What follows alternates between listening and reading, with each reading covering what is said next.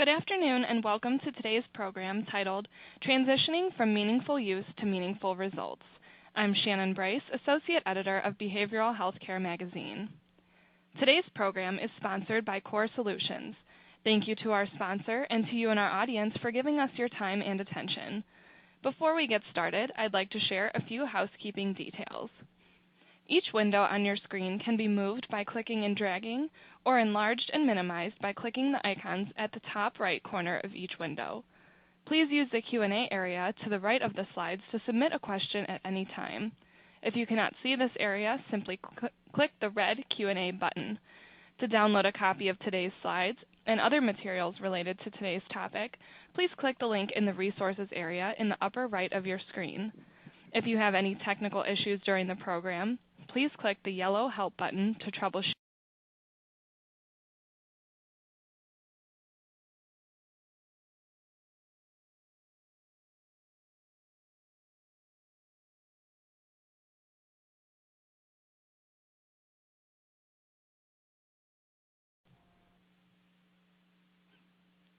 Good afternoon and welcome to today's program titled Transitioning from Meaningful Use to Meaningful Results.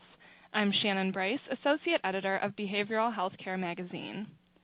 Today's program is sponsored by Core Solutions. Thank you to our sponsor and to you and our audience for giving us your time and attention.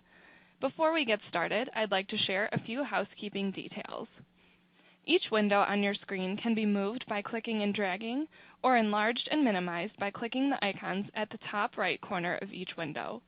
Please use the Q&A area to the right of the slides to submit a question at any time. If you cannot see this area, simply click the red Q&A button. To download a copy of today's slides and other materials related to today's topic, please click the link in the Resources area in the upper right of your screen. If you have any technical issues during the program, please click the yellow Help button to troubleshoot the issue. At this time, it is my pleasure to introduce our speakers, Roy Starks and Ravi Ganeshan. Roy has enjoyed his career in the psychiatric rehabilitation, including direct service and management. As the Director of Reaching Recovery for the Mental Health Center of Denver, he oversees partnerships with other mental health systems and assists in supporting their transformation to a recovery focus. Ravi started Core Solutions nearly a decade ago. He began the venture as a developer of custom solutions for select organizations in behavioral health and human services. Since then, he has used his passion for entrepreneurship and a rich background in consulting and software development to grow the company into a premier technology provider for clients of all types and sizes across the country. Thank you both for taking the time to speak with us today, and with that, the audience is yours. Thank you, Shannon. I want to thank everyone for joining our webinar today on transitioning from meaningful use to meaningful outcomes. Both Roy and I are very excited to have everyone's participation today. We have over 500 registrations for the event. First, we thought we were just famous and people are coming to hear us speak. Then we realized this really reflects both the importance and interest in recovery-based outcomes. Now, our goals for today for the 1-hour webinar are twofold. If your organization is in the early stages of adopting a recovery-oriented approach, we hope to have provided you with few ideas that you could use to accelerate this process. If your organization has already adopted a recovery-oriented approach, we want to share how an outcomes model can measure recovery. At the end of the presentation, we hope to have moved the needle forward for a couple of the participants, couple of the agencies in the call today. So briefly, the agenda for today, we want to discuss some of the industry trends that is driving outcomes. We want to then look at a brief introduction into adopting a recovery focus. Then I'll be handing this over to Roy, who will discuss the Mental Health Center of Denver's use of a recovery-based outcomes model and the tool they have created. We also want to spend a few minutes to discuss some of the common objections to implementing outcome tools. And hopefully we'll have some questions, time for some Q&A. So, there has never been a time in the history of our industry where so much change is happening so fast. accountable care and parity laws are actually improving access to behavioral health services. It is estimated that we will have 20 million newly insured individuals, and an estimated 25% of them will have a primary behavioral health diagnosis. Tied to this is the growing evidence how behavioral health interacts with physical health. You have all probably heard the statistics. 68% of individuals with serious mental illness have a co-occurring physical health condition. We also know that people with serious mental health illness die 25 years younger than the general population. So this is not just a quality of life issue, but also a cost issue. With the increased focus on behavioral health, there is also increased focus on outcomes. The next important trend is certification.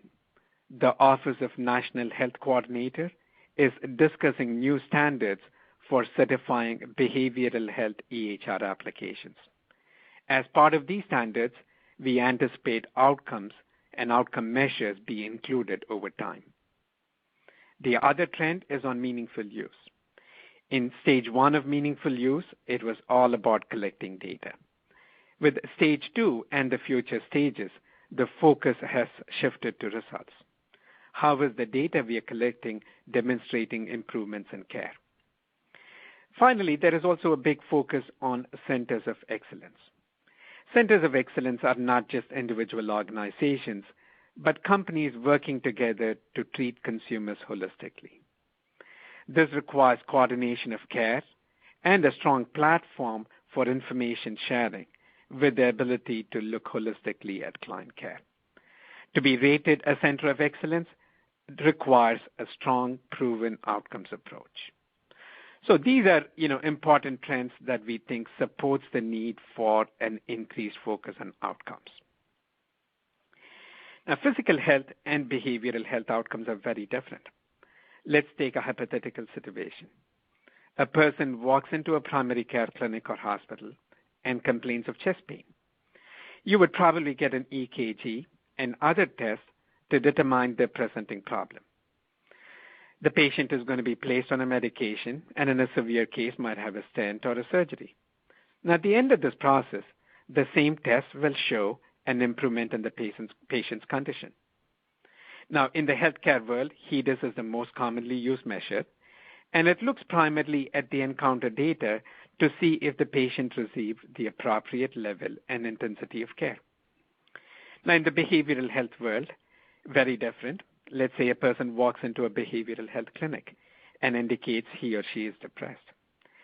First, we do not have universally used protocols to measure and treat depression. Further, the client might never recover from the symptoms. So the outcomes cannot be just focused on symptom reduction or management. We need to focus on other aspects like hope, resiliency to really measure outcomes. Now, that lays the case for a recovery-oriented outcomes approach. So what are some of the benefits of adopting a recovery-oriented outcomes approach? For the consumer, the biggest benefit is their own improved beliefs about the progress they are making. It's a way for them to see how they are progressing with their own recovery. This is therapeutic and accelerates the recovery process. For the clinician and for behavioral health organizations, an outcomes approach will allow us to spend limited resources in the most optimum fashion. We can move consumers with a higher degree of recovery to lower levels of care and truly spend time on individuals who need more services. Let's now talk about adopting a recovery focus. We have actually a poll question here. So if everyone could respond to this, does your organization have a recovery focus? If everyone could choose yes or no, I'm going to give a few seconds.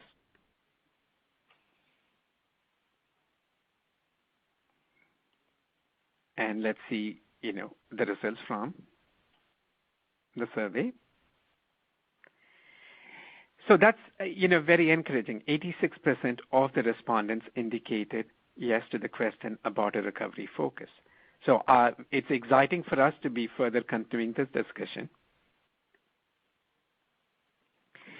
Now, recovery focus is not a clinical practice. A strong recovery focus requires the entire organization to embrace the recovery culture. Everything from posting signs in the office to how we talk with consumers in the call center, in the intake process, clinical, everything is impacted with this culture. Achieving this level of recovery focus requires strong commitment from management and also ongoing investment in staff training and development. Trying to implement the outcome tool that we are going to discuss today without the organizational readiness will not create the results we desire. That's why we've created an organizational readiness assessment to evaluate if this tool is appropriate for the agency.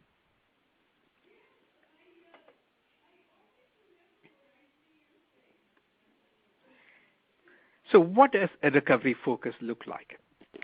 Now, the traditional focus in healthcare is to focus on symptoms and manage symptoms. This is certainly important, and we need to continue to do this. However, the recovery approach does something more. The recovery approach is person-centered and focuses on the individual's strengths to aid the recovery process. Recovery approach is not just a feel-good philosophy about providing services. Recovery principles are based on strong research.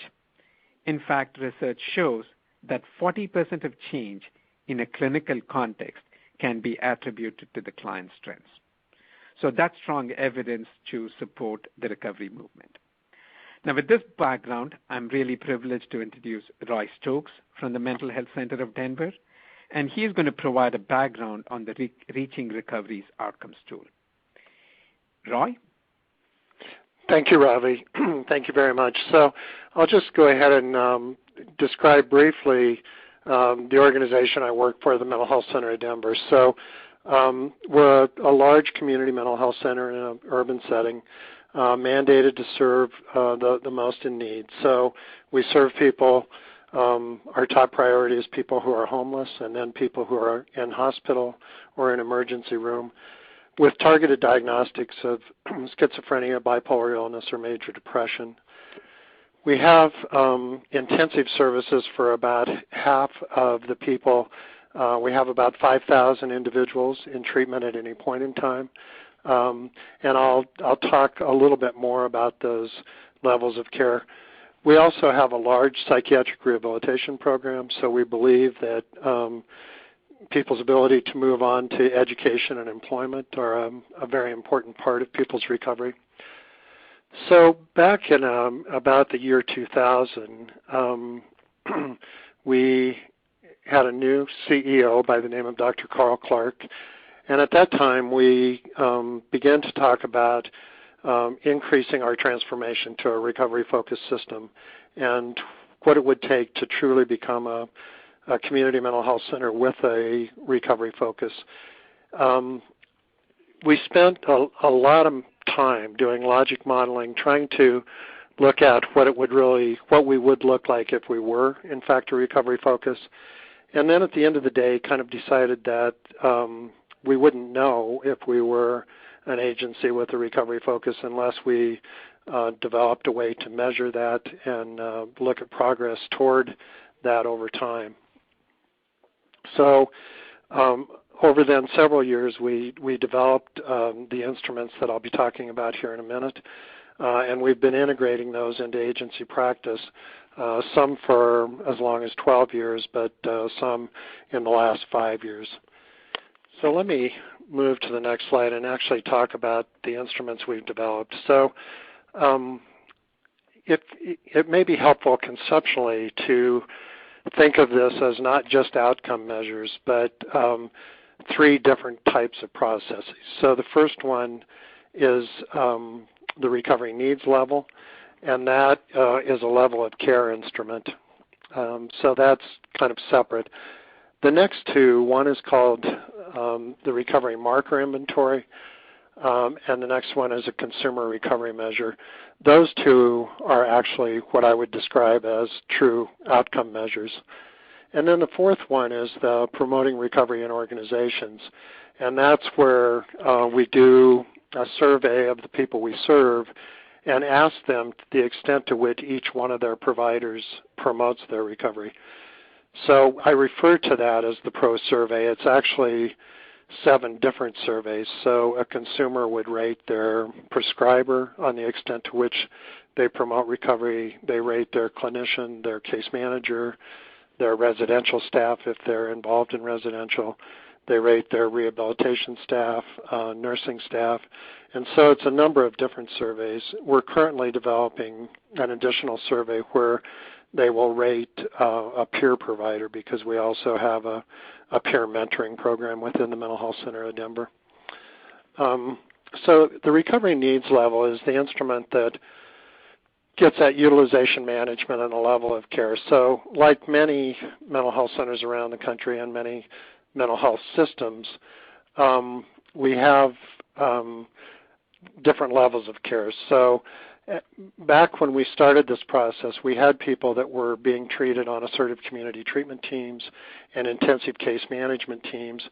And originally the belief of the assertive community treatment was that people would need that level of service for the rest of their life. We were seeing in Denver people that were recovering and we felt could graduate from assertive community treatment to a less intensive level of care. So we developed a system with 5 levels, the first being assertive community treatment with a staff ratio of about 1 to 10, 1 to 12. The second is intensive case management with a ratio of a case manager for 25 people. The third level is what we call enhanced outpatient, and so there would be case management services with a ratio of about 1 to 40. And then it goes up to traditional outpatient, which would be caseloads as large as 75 or 80, providing strictly therapy and psychiatric medications. And then the fifth level would be psychiatry only. So of those 5,000 people that are in treatment at any point in Denver, they're in those different levels of care. When we originally implemented this instrument, the first year we were able to graduate nearly 400 people out of assertive community treatment into less intensive levels of care. And that enabled us, with no increase in funding, to open up 400 new slots of services for people that were homeless and had mental illness in Denver who had not previously been able to get into services. So there was a huge cost savings as well as a strong recovery benefit for the people that graduated to less intensive services. And we've continued to graduate now about 300 people a year from the most intensive services to less intensive levels of care. And on average, that if somebody comes into treatment and they have a major mental illness and they're homeless, they most likely would be assigned to an ACT team. But on average, within 12 to 18 months, they would graduate to a less intensive level of care. So that's the recovery needs level. The recovery marker inventory is a questionnaire that the provider fills out. So it could be a case manager or a clinician. And it's they rate people on things that tend to correlate with recovery. So those would be areas of employment, education, symptom management, engagement in services, participation in treatment plan, housing, substance abuse, and we're adding a primary or a physical health care marker to that.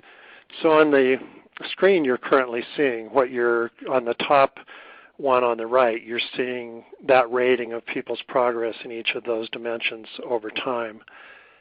That also enables us to look at a recovery score. So this particular instrument is completed once every 3 months, and you can then plot a person's progress in recovery over a period of time.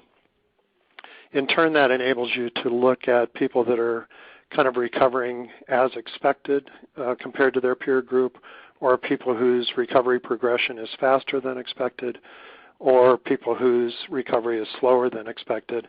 And so you can plot that on a scattergram, which is the lower right-hand part of the screen that you're seeing, and use that for utilization management. The upper part of the screen, the markers results, would actually be shared with the consumer and used as part of a treatment planning process. The other instrument that's a true outcome instrument is the consumer recovery measure. And again, this is an instrument where the consumers rate their own recovery every 3 months, and it's on dimensions that tend to apply to all consumers. So we did not include employment or spirituality because that's not a part of the recovery for all consumers, but we did include symptom management, hope, engagement in services, safety, and social networks. And we had a lot of consumers involved in the process of identifying what those 5 dimensions were, and there was agreement with those consumers that those were 5 dimensions that applied to across the board to all consumers. So once a quarter, they rate themselves on their progress of how they're doing in those 5 dimensions with safety, social network, hope, and like I said. So again, we can plot that progress over time and then build that into treatment planning and address issues that the consumer wants to try to work to improve over the next few months. So again, it's in the context of a treatment planning approach where the consumer is seen either as a full partner or in charge of their own treatment plan, and setting their own goals and using some of this recovery data to help them think through what they want to work on for the next 6 months and what's going to be the most helpful. So that's the instruments. The Pro Survey we do once a year with a 10% sample, and then we provide that feedback to the treating teams and ask them to establish goals on how they might increase their recovery practice. So we ask them, one of the things they might consider doing is using Pat Deegan's recovery library to hear more stories from the person's point of view on their own recovery. But there's also a whole number of other recovery resources out there and recovery education. Along with this, we provide a set of training for all new employees of the Mental Health Center of Denver, and changed our mission statement back in 2000 to enriching lives and minds by focusing on strengths and recovery. So we don't just see this as applying to our clinical staff. We're interested in measuring engagement of staff at the Mental Health Center of Denver to see that all staff are committed to this recovery focus and committed to seeing people with major mental illness having a better life in spite of their mental illness. So at this point in time, I'd like to ask another question, polling question. Does your organization's EHR, electronic health record, support the collection of outcomes data? Yes, no, or we don't have an EHR. So again, does your organization's EHR support the collection of outcomes data? Yes, no, or we don't have an EHR. So I'll give you just a minute to answer that.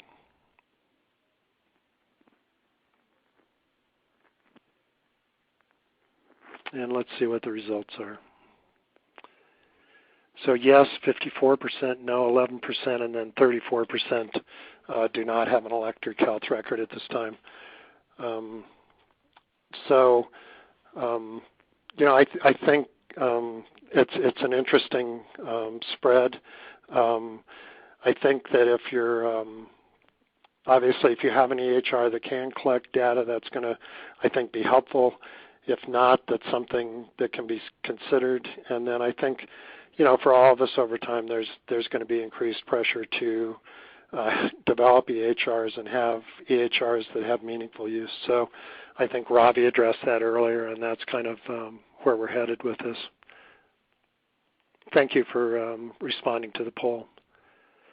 So moving on, this slide just talks about the fact that people do recover. as they move to less intensive services. So one of the fears is that if people move from an ACT team to a less intensive service, that things will go poorly, they'll end up back in the hospital, or their recovery will have a negative impact. And this slide is just demonstrating that, again, with the use in Denver, that's simply not the case, that people do graduate to less intensive services. And the path for recovery is kind of similar, irregardless of whether they come into an ACT team, which is this lowest line, or come in at a less intensive level of treatment. You typically see the most improvement in the first year to 18 months after intake, and then it levels off to some degree. Things that are of value in this process were obviously consumers being involved in the process. So we spent a lot of time training consumers on what it meant to graduate to less intensive services. Obviously, there's a financial benefit to the Mental Health Center of Denver, which could be replicated at other sites around the country. We currently graduate about 300 people from ACT to less intensive services a year, so that breaks out to a cost savings of about $3.6 million annually. So moving through, we're also able to report how ACT-level services save money, so that if somebody's homeless in Denver and they come into treatment, we talk about, and we're collecting data on emergency room visits, hospital visits, decrease in physical and psychiatric hospital days, decrease in jail days. So we do a lot of reporting back to our stakeholders about cost savings of providing intensive services to people. But then we also talk about graduating those people to less intensive services and how their recovery outcomes continue to show positive growth over a period of time.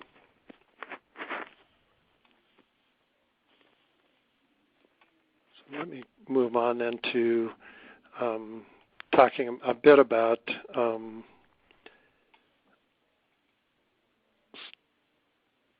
common kind of objections or issues that might come up around implementing this kind of a system. So, some folks would say, well, we're not reimbursed for outcomes. It seems like these would be time-intensive. Capabilities like this usually have high costs. So, I understand that we're not directly reimbursed for outcomes, and at the Mental Health Center of Denver, we're not directly reimbursed by the state or by our managed care company to provide outcomes. But we are in partnership with them, and so they do see a tremendous cost benefit for graduating people to less intensive levels of care. So it's not a reimbursable service, but it is one that has a tremendous financial advantage both to the funding sources as well, the state of Colorado, the city and county of Denver, as well as the managed care companies. In terms of being time intensive, we intentionally designed these instruments to not take a lot of time. So because we developed the instruments using what's called item response theory as well as classical test theory, the instruments are very brief. So the consumer instrument is actually only 17 questions and takes just a couple of few minutes to complete. The one that is completed by the case manager, where they rate people's progress on in areas that correlate with recovery, like education or employment or those kind of things. Once a case manager gets familiar with that rating system and familiar with the definitions and how to ground it, again, that can be completed quite rapidly. And so I think if it's the kind of reporting that's just done and kind of goes into a black hole, then clinicians object to filling out those kind of forms. But if it's data that can actually be circled back around and built into clinical practice, and clinicians are able to see the use and the value of the information, then they actually feel like it's time well spent. And again, capabilities in terms of high cost. I think it cost the Mental Health Center of Denver a lot to develop these instruments originally, and we've invested a good amount of money and a good amount of time in developing these outcome measures. They're one of the few recovery-oriented outcome measures that's available, and they're also one of the few recovery outcome measures that was actually developed with item response theory and classical test theory, so that they have good reliability and statistical reliability and validity. So the developmental cost was high as we license these instruments to other community mental health centers or other providers. It's affordable, and so it's not an intent to make this unbearably expensive for other providers that want to partner with the Mental Health Center of Denver. And so we're actually in the process of doing that now. We have about 10 partners around the country that have formed a learning collaborative and are licensing these instruments and using the instruments along with Denver to assess progress of people as they move through a recovery process. Roy, I'd like to add, one more point to this, which is, I think the world that we are in is changing so dramatically, and I think in the next, 5 years, 10 years, we are really going to be getting a lot more scrutiny than ever before. I think we are all moving, swimming with the rest of the healthcare world. And I think it's very important. The cost of not doing this is probably the way to look at it. We do need to be able to demonstrate outcomes.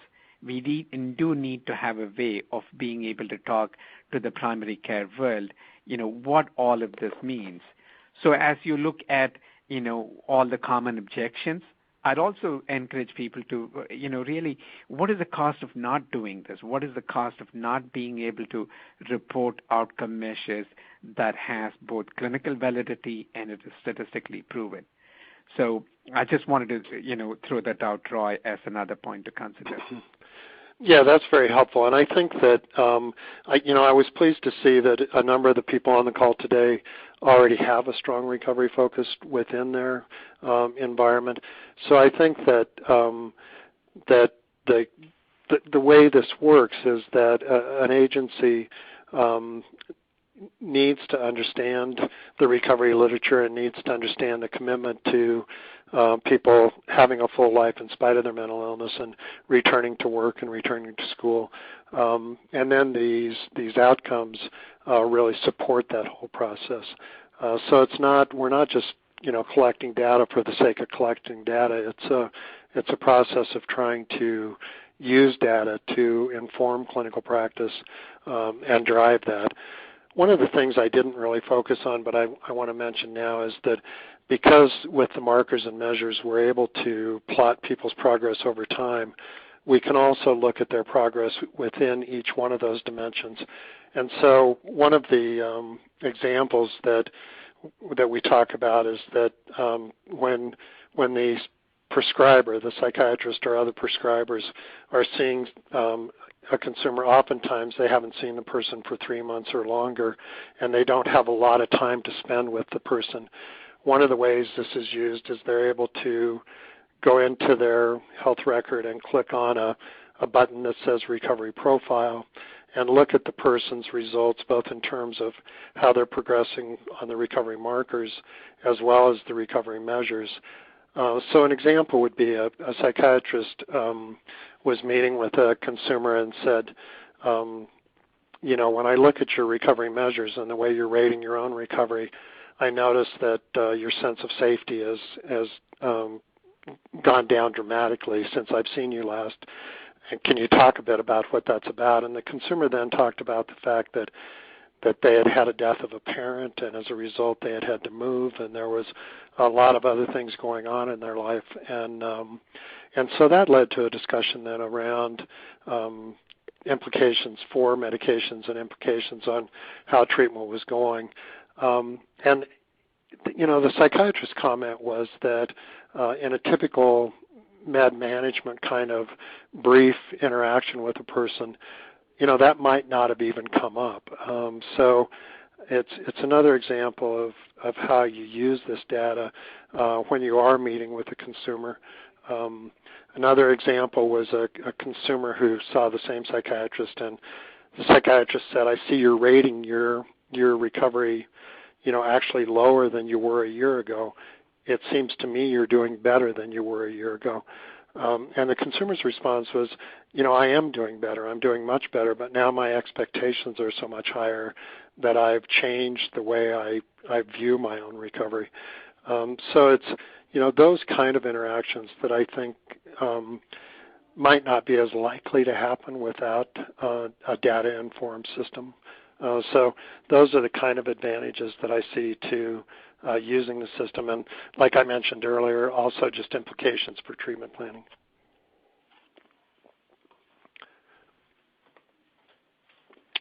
So Ravi, do you want to address this particular slide? Sure. So, hopefully this gives some background. We have a lot of questions that we'd like to take time to discuss. But, this is a process, and depending on where your organization is, we want to take the next step. We want to help organizations continue this path. And we want to have, again, this is no cost, this is free. We want to have a more focused webinar or a workshop online, which will be, again, supported by Roy and his team at Mental Health Center of Denver, where we get into more details about the tool. How are other companies using these different tools? What do these tools look like? What are the kinds of analytics that are coming through? If your agency is interested, we would love to hear from you.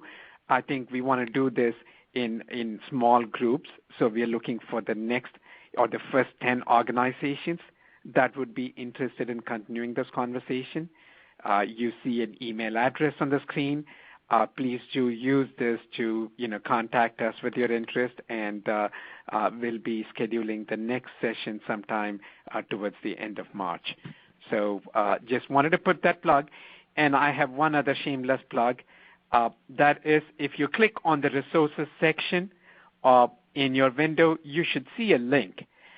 We want to promote a movie on recovery. It's called The Anonymous People. It's being screened this Saturday.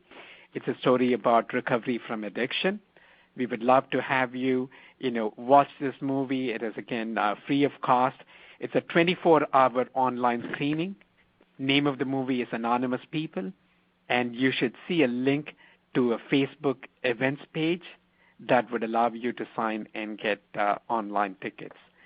So, hopefully that gives audience some other follow-up activities. Roy, back to you. And I mentioned it real quickly, but I just want to mention again that for those of you who are familiar with Pat Deegan's work or familiar with Pat Deegan herself, her new product is called Recovery Library, and it's a compilation of individual videos of people telling their own story of recovery from mental illness, but it also has tremendous resources for smoking cessation and wellness and a whole number of other topics. So I would encourage you just to Google Recovery Library and take a quick look. So on the current slide, though, I want to address that, again, as Ravi mentioned earlier, the transition from meaningful use to meaningful outcomes. I think that we've found in Denver, our experience has been that, again, our stakeholders want very much to see recovery outcomes as opposed just to symptom management. So, I think we have turned the corner of saying that it's okay to treat people and your goal is just to help people stabilize in the community and stay out of the hospital to a real expectation where I think our consumers, the people we serve, the families of the people we serve, really have an expectation that community mental health centers will help people have a life in spite of their mental illness and move on that recovery process. So in order to really have a meaningful discussion around that, we obviously believe that you have to be collecting data. The recovery focus represents a process that is better suited for behavioral health. The recovery as an organizational focus, not just a clinical practice. Again, I think we've addressed that, but you really need everybody in your organization to be committed to a recovery kind of mission statement and vision. And then I think these outcome measures can help you reach that. So again, the recovery measurement process that we've talked about today can just help your organization increase a recovery focus or begin to move in that direction. I think I addressed the objections, but certainly I'm open to having more of that discussion as we move toward question and answers. So that's kind of an overview of what we've covered today. Ravi, do you have things to add to that? No, I think that's a good summary, Roy, and I know we have different questions that have come up, and we'd love to hear from people and answer questions.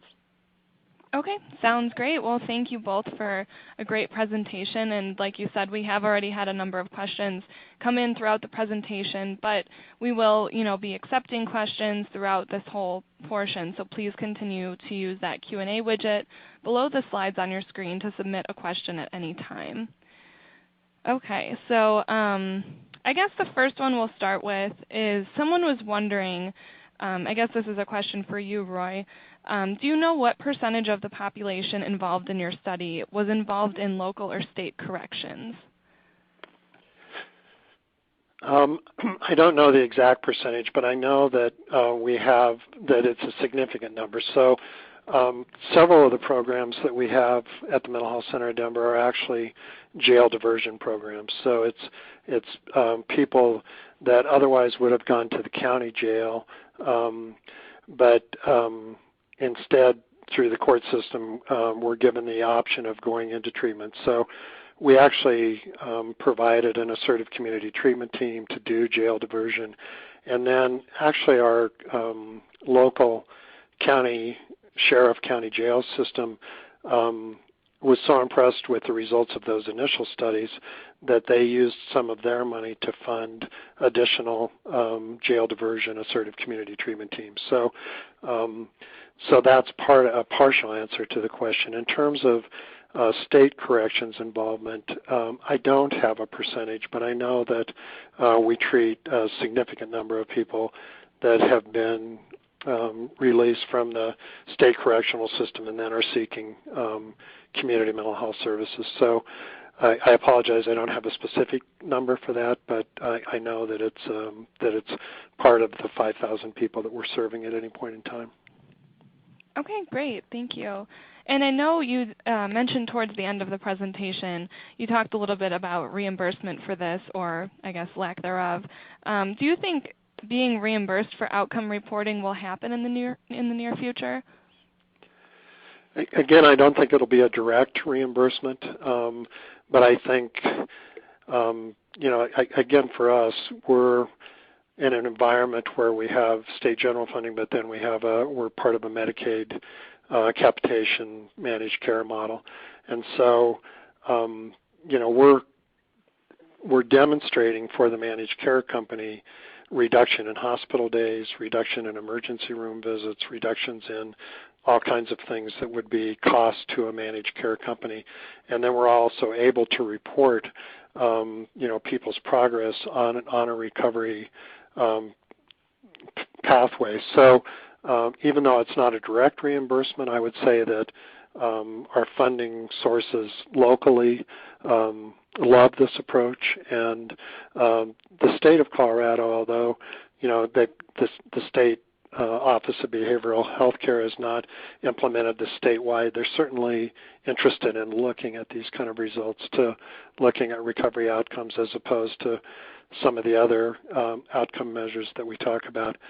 The other thing we do then is we're able to provide at the end of the year a report for our stakeholders and for our community that actually shows the benefit of an investment in treatment versus the cost of having people homeless and using community resources at a very high level.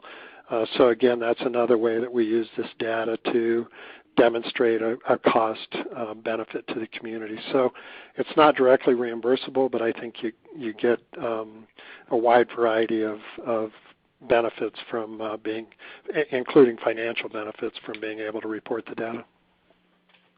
And Shannon, if I could add something to this question, I think if we just look in longer terms, this is reality today that we are not getting reimbursed for outcomes.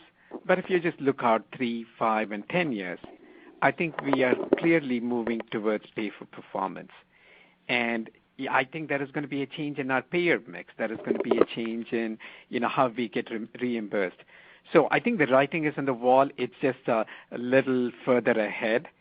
And an initiative like this takes, sometimes years to implement within the agency. So if we start taking the steps today, I think we'd be prepared for, the direction healthcare is headed in, pay for performance. And so I think that's something to consider for agencies. Does not impact us today, but, think 5 years down the line, I think it's going to start having a big influence. Okay, great. Thank you.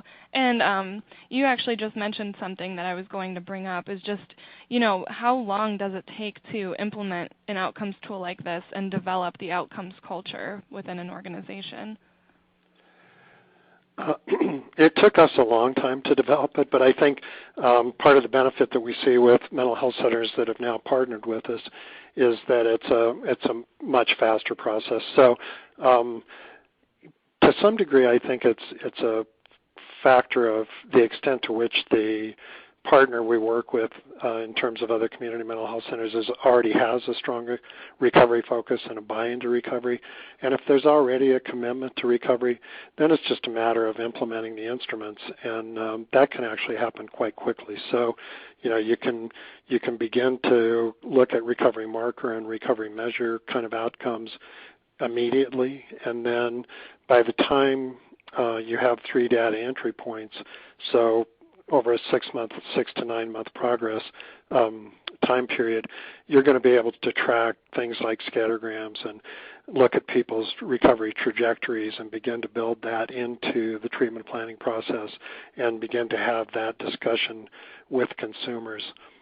The level of care instrument, again, can be implemented very quickly and has been implemented quite quickly by other entities that we're working with. So, for example, we work with a mental health center in Oregon that's moving toward a case rate kind of payment system. And so it's really to their benefit to look at an instrument that's an objective measure of a level of care that has some statistical reliability around it. And they were able to implement that recovery needs level instrument and look at their consumers within just a couple of months and really have a good handle within a couple of months of where their consumers scored in terms of projected level of service that they would need. So it can happen quite rapidly. Okay, great. Thank you. Someone was curious if you were familiar with the Assessment of Recovery Capital, or the ARC tool, and if you are, they were wondering how this compares to your consumer survey. So I apologize. I am not familiar with that instrument. Is that Ravi, are you, or do we know if that's an instrument that's used more in the substance abuse world versus behavioral health care? I'm not really familiar with that tool either. So, Shannon, if we could, just do our homework, and certainly we would love to get an answer to this question. Sounds great. Yeah, no problem. Okay. Somebody else was wondering, I guess, in terms of the survey, who are the peer groups that you're using for the comparison, Roy? Are these other agencies or internal groups? It's internal groups. But we can look at it. Part of what we're trying to do with the Learning Collaborative over time is really look at how the recovery process is different, perhaps in Denver than it is, across the country and other sites we're working with. So we're partnering currently with some agencies that are more rural, and we're interested in seeing if recovery looks different in rural sites. But in terms of the scattergram itself, it's based on a peer group of people that have similar characteristics and diagnostics and those kind of things. So it's a peer group within the Mental Health Center of Denver at this point in time. Okay, thank you. I have another question about, staff giving feedback about what they think is best for consumers' graduating levels. Does the RNL allow staff to give input? It does. The clinical team or a clinical program manager can overrule the RNL if they have other reasons to do that. So, but this is a very difficult question. So, when we first developed the RNL, if you went out and surveyed staff on assertive community treatment teams as to whether a person was, from their subjective standpoint, was ready to graduate, in most cases they would have said no. And so we intentionally wanted it to be a very objective measure, and again, if people want to take a closer look at the components of that, I could provide that another day. But the intent was to make it anchored on very objective kind of questions, so that it's not a subjective rating. And over time, I think we've been very pleased with the fact that it's not a subjective rating. Having said that, if there is some clinical reason that the person should not go to a less intensive level of care, the teams can make that decision. We also set it up so that the consumer could say, could appeal the process and say, I don't think I'm ready to graduate to a less intensive level. I want to stay on an ACT team. And originally we thought maybe 10 or 15% of the consumers would appeal the decision. In reality, it was only about 1%. And so those people were able to stay on an ACT team. And by the time they did their treatment plan again 6 months later, they were ready to graduate. So I think, our experience has been that that consumers' resiliency and consumers' recovery tends to get routinely underestimated by staff, and that as people graduate, bad things didn't happen. Their recovery projection actually improved. So I think it's really important that this not be a subjective decision by and large. But yeah, there is clinical teams can make the decision to keep somebody on an assertive community treatment team for a longer period of time. Okay, great. Thank you for that answer. I think the next question is along the same lines. We had a person wondering, they said, how do we as counselors encourage clients to set their expectations at a level that is achievable? Boy, we could talk a long time about that, but I think if you're following the principles of strengths-based case management, for example, the book out of the folks in University of Kansas, and looking at strengths-based work, the short answer is, you're always taking the consumer's lead on what they're saying that is the important thing for them to work on at that period of time. But you're also doing a lot of work around helping them see what their strengths are and having that discussion of, how to build on those strengths. So, so for example, in supported employment, a person may come in and say they want such and such a job that the provider thinks at that point in time is not realistic. But if you back up and talk about what their strengths are and what their interests are and what the characteristics of a job they want, it might not be that they start at, the ideal job, but they start at a job that slowly moves toward that ideal. And I think that applies to other things you might consider. So you're starting with what the consumer identifies as their strengths and what they identify as their focus of what they want to work on at a period of time, and you just partner with them to try to help them achieve that goal, whatever it is. Okay. So that's the short answer. Okay, great, thank you. And then we had a couple questions come in about EMRs or EHRs, and people were just wondering, how does this tracking results in these different levels of care, how does that interface with your EMR or EHR, or does it interface with that? Go ahead, You want to go ahead? In Denver at this point in time, all this is built into our EHR. So people they just go into the electronic health record, and the recovery profile pops up, and they get asked if they want to enter the data. They enter it directly into the electronic health record. The same is true with the recovery needs level. So all of this data is collected, and then the scoring comes back to them through their electronic health record, so they're never leaving the health record. With some of our external partners currently, the results are made available through a website, so they actually have to leave their health record to access the data and see the reports. But ideally, it's built directly into the electronic health record, and people are able to access through that format. The one that stays outside of the health record, obviously, is the Pro Survey. So when we do the Pro Survey, we actually hire a team of consumers as temporary employees of the Mental Health Center of Denver and train them on how to do surveys, and then they, in turn, go out and survey other consumers. So that is a pencil and paper process that does not go through the electronic health record. It could be done through pads or other survey kind of instruments and gathered electronically, but that's not currently how we're doing it. And Robbie, do you want to add to that?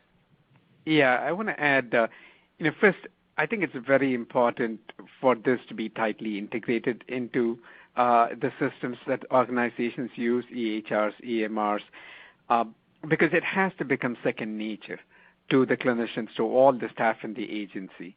And I think so it's important to integrate this into existing workflows and not ask people to leave their current systems and go do this outside in a different world. I think that disconnect really hampers utilization. So I think that's one point that I wanted to make. And the second point is, as these systems evolve and more intelligence is gathered, there is a lot of opportunities for systems to take the information based on the different levels of care assessment and have decision support rules that drive the different levels of care. So if someone has been, progressing well in their recovery and there has not been really a shift in their level of care, I think decision support rules can help users identify, how to optimally use the resources to treat clients.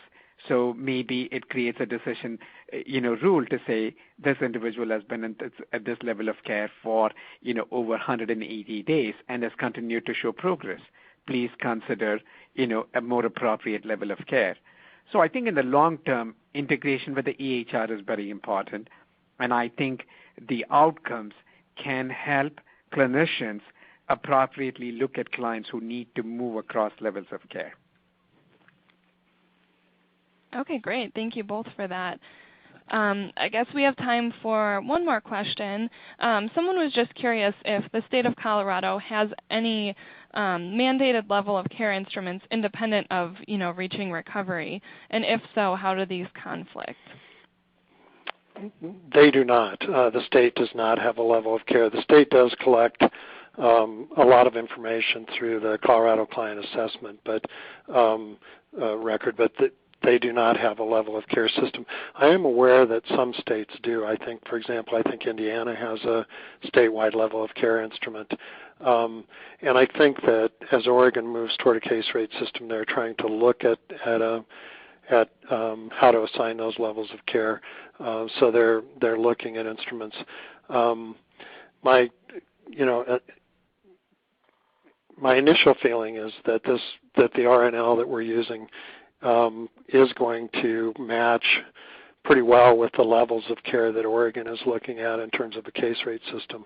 I'm not sure how our instrument compares with a level of care instruments that's used, for example, in Indiana. We haven't done direct comparisons in that state. Okay.